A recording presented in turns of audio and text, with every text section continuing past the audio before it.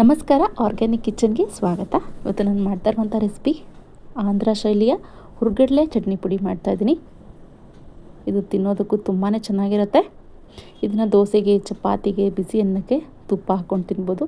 ಯಾವಾಗಲೂ ಒಂದೇ ಥರದ ಚಟ್ನಿ ಮಾಡ್ತಾಯಿದ್ರೆ ಬೋರ್ ಆಗುತ್ತಲ್ವ, ಹಾಗಾಗಿ ಈ ಥರ ಚಟ್ನಿ ಪುಡಿ ಮಾಡ್ಕೊಳ್ಳಿ, ತುಪ್ಪದ ಜೊತೆಗೆ ತಿನ್ನಿ, ತುಂಬಾ ಚೆನ್ನಾಗಿರುತ್ತೆ.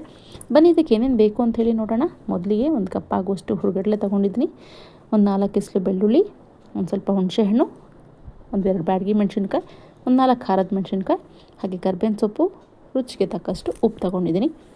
ಬನ್ನಿ ಹೇಗೆ ಮಾಡೋದು ಅಂಥೇಳಿ ನೋಡೋಣ. ಮೊದಲು ಕಡಾಯಿನ ಬಿಸಿಗಿಟ್ಕೊಳ್ಳೋಣ. ಇದು ಬಿಸಿಯಾದ ನಂತರ ಹುರ್ಗಡ್ಲೆನ ಹಾಕ್ಕೊಳ್ತಿದ್ದೀನಿ. ಇದನ್ನು 4ರಿಂದ 5 ನಿಮಿಷಗಳ ಕಾಲ ಹುರ್ಕೋಬೇಕು.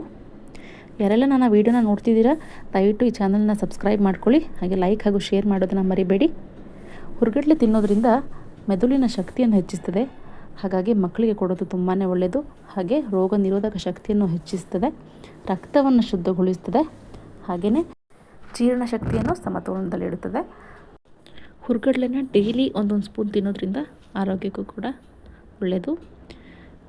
ಈ ಚಟ್ನಿ ಪುಡಿನ ನೀವು ದೋಸೆ ಜೊತೆಗೆ ಪುಡಿ ದೋಸೆ ಥರ ಮಾಡ್ಕೊಂಡು ತಿನ್ನಿ, ಚೆನ್ನಾಗಿರುತ್ತೆ.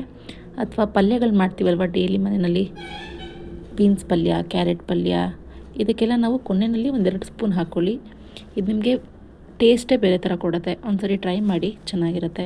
ನಂತರ ಬಿಸಿ ಅನ್ನದ ಜೊತೆಗೆ ತುಪ್ಪ ಹಾಕ್ಕೊಂಡು, ಮನೆಯಲ್ಲಿ ಸಾಂಬಾರು ಇರೋದಿಲ್ಲ, ಒಂದೊಂದು ಸರಿ ಶಾರ್ಟೇಜ್ ಆಯಿತು ಅಂತ ಹೇಳಿದಾಗ ಈ ಥರ ಚಟ್ನಿ ಪುಡಿನ ತುಪ್ಪ ಹಾಕ್ಕೊಂಡು ಆರಾಮಾಗಿ ತಿನ್ಬೋದು. ಮಕ್ಳಿಗೂ ತುಂಬ ಇಷ್ಟ ಆಗುತ್ತೆ, ದೊಡ್ಡವರು ಇಷ್ಟಪಟ್ಟು ತಿಂತಾರೆ. ನೋಡಿ, ಇಷ್ಟು ಕಂದು ಬಣ್ಣ ಬರೋವರೆಗೂ ಹುರ್ಕೋಬೇಕು. ಇದನ್ನು ಕೂಡ ತಣ್ಣಗಾಗಕ್ಕೆ ಇಟ್ಕೊಳ್ಳೋಣ. ನಂತರ ನಾನು ಇದಕ್ಕೆ 2 ಬ್ಯಾಡಗಿ ಮೆಣಸಿನ್ಕಾಯಿ, ಖಾರದ ಮೆಣಸಿನ್ಕಾಯಿ, ಸ್ವಲ್ಪ ಕರ್ಬೇವಿನ ಸೊಪ್ಪು, ಒಂದು 4 ಎಸಳಾಗಷ್ಟು ಬೆಳ್ಳುಳ್ಳಿ ಹಾಕ್ಕೊಳ್ತಾ ಇದ್ದೀನಿ. ಇದು ಕೂಡ ಚೆನ್ನಾಗಿ ಮೆಣಸಿನ್ಕಾಯಿ ಹಾಗೂ ಕರ್ಬೇವಿನ ಸೊಪ್ಪು ಗರ್ಗರಿ ಆಗಬೇಕು, ಅವಾಗವರೆಗೂ ಸ್ವಲ್ಪ ಹುರ್ಕೊಳ್ಳೋಣ. ಹುರಿದಾದ್ಮೇಲೆ ಕೊನೆಯಲ್ಲಿ 1 ಸ್ಪೂನ್ ಆಗುವಷ್ಟು ಜೀರಿಗೆ ಹಾಕ್ಕೊಳ್ತಾ ಇದ್ದೀನಿ. ಇದು ಸ್ವಾದ ಚೆನ್ನಾಗಿರುತ್ತೆ ಚಟ್ನಿ ಪುಡಿದು. ಹಾಕಿ ಹುರ್ಕೊಂಡು ಕೊನೆಯಲ್ಲಿ ತಣ್ಣಗಾದ್ಮೇಲೆ ಮಿಕ್ಸಿ ಜಾರ್ನ ರುಬ್ಕೊಳ್ತಿದ್ದೀನಿ. ನಿಮಗೆ ಚಟ್ನಿ ಪುಡಿಗಳಲ್ಲಿ ಮೇಯ್ನಾಗಿ ಹಾಕಬೇಕಾಗಿರೋದು ಹಿಂಗು ಹಾಕಿದ್ರೆ ಅದ್ರ ಘಮನೇ ಬೇರೆ ಥರ ಇರುತ್ತೆ. ಹಿಂಗನ್ನ 2ರಿಂದ 3 ಚಿಟಿಕೆ ಅಷ್ಟು ಹಾಕ್ಕೊಳ್ತಾ ಇದ್ದೀನಿ.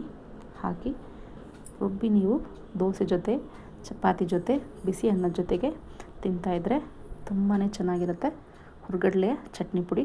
ನೀವು ಒಂದ್ಸರಿ ಮನೆಯಲ್ಲೇ ಟ್ರೈ ಮಾಡಿ, ಹೇಗಾಯಿತು ಅಂಥೇಳಿ ಕಮೆಂಟ್ ಮಾಡಿ. ನನ್ನ ಈ ಹೊಸ ಚಾನಲನ್ನು ಸಬ್ಸ್ಕ್ರೈಬ್ ಮಾಡಿ, ಲೈಕ್ ಮಾಡಿ ಹಾಗೂ ಶೇರ್ ಮಾಡಿ. Thank you.